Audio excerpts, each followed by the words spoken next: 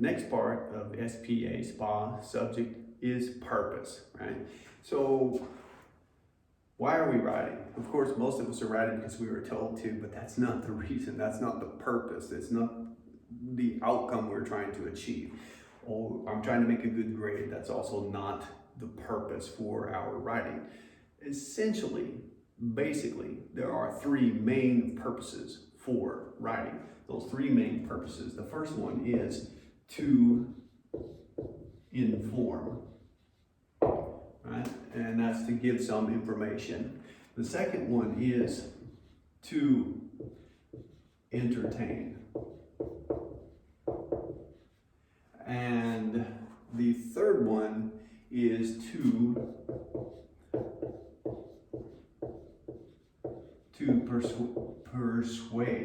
persuade.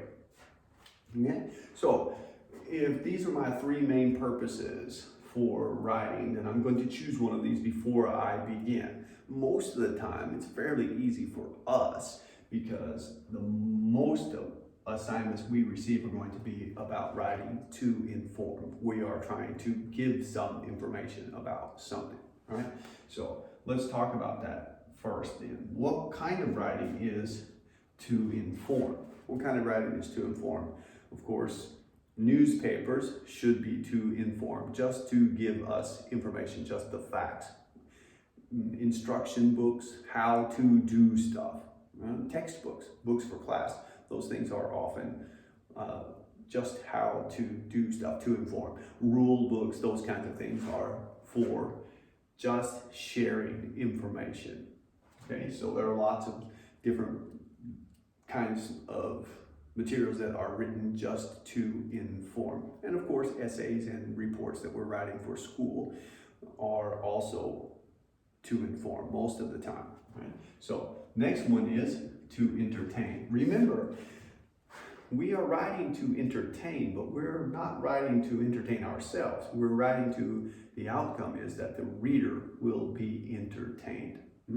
So what kind of writing is entertainment? We can think about movies even as writing because they begin as writing.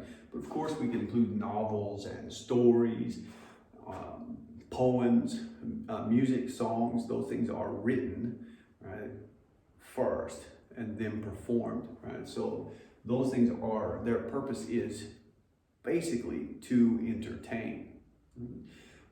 There are comics, there are different funny essays also that are written just with the purpose of entertaining.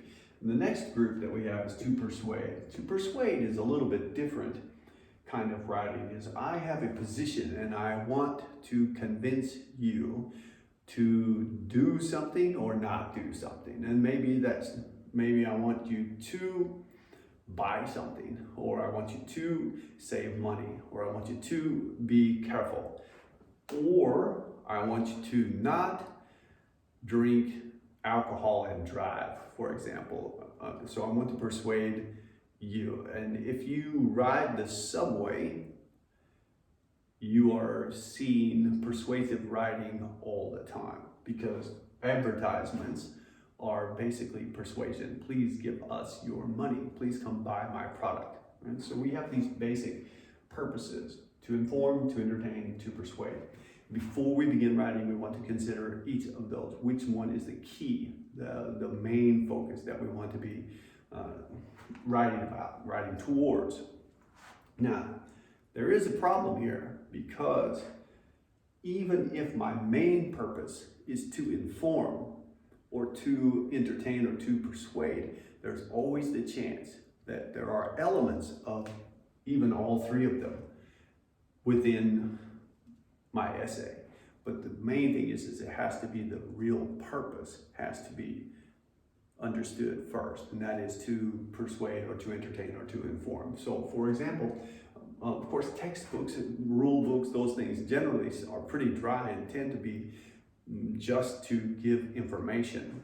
But entertainment, stories, songs, poems, those kinds of things can have many purposes, including to inform. They may be to inform. For example, there are poems that we learn as children, A, B, C, D, E, F, G, H, I, J, K, L, M, N, O, P, right? We learn the alphabet.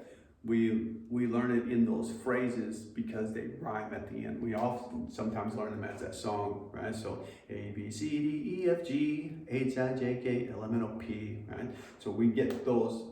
The purpose of that is to inform. It's fun. It's just a fun way to do it, right?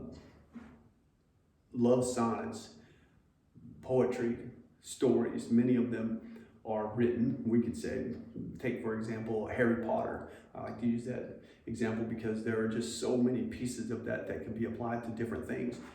Harry Potter, the basic story is just the story, and it's meant for entertainment. But if you read them very carefully, and there are people who have given these theories that Harry Potter's purpose is to discuss social issues, because there are many of those within Harry Potter. There are struggles about power, struggles about position in society. There are many elements about education, the education system. How should you be educated? Should your education choices be determined by what's happening in your environment? Those are big issues that are often discussed in the Harry Potter novels and in the movies as well. But most of the time it's meant to entertain, but it might be mixed up. And the same thing as persuasion. Love songs maybe are persuasion. Please come back to me. So love poetry may be written to persuade someone how to feel about you, right? So it's possible that we can have it kind of mixed up and use some elements of them. I used the example before that persuasion is often advertisements, and often advertisements just give us much information. If we see a big sign that says ECC and some smiling foreigners there, and it says new classes, 9 p.m. free for 1 month, that's all just information. There's a person, there is a date, there is a place, there is a time, and maybe there's a price listed there. That's all information, but its purpose is persuasion. So they're using information to persuade you to do something, right? Come try out the free lesson or something. So we can have them kind of mixed up together, but the key is that the writer knows at the beginning what is the main purpose for the writing. Is my purpose to inform, to entertain, or to persuade?